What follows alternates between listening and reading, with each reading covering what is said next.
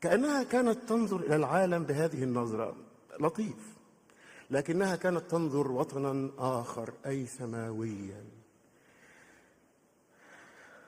تضحك على الزمن الآتي. أنا كنت بشوف الابتسامة دي ضحكة، مش احتقار للعالم ولا احتقار للمادة ولا احتقار لاهتمامات الناس، ولكن لطيف لطيف. لكن يوجد ما هو أبقى، يوجد ما هو أقوى، يوجد ما هو أمجد، يوجد ما هو أعمق، يوجد ما لا يوقفه الزمن ولا الحياة.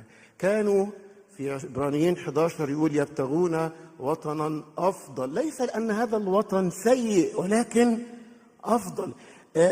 ليست مسيحية أن نحتقر الزمن أو نحتقر المادة أو نحتقر هذا العالم، ولكن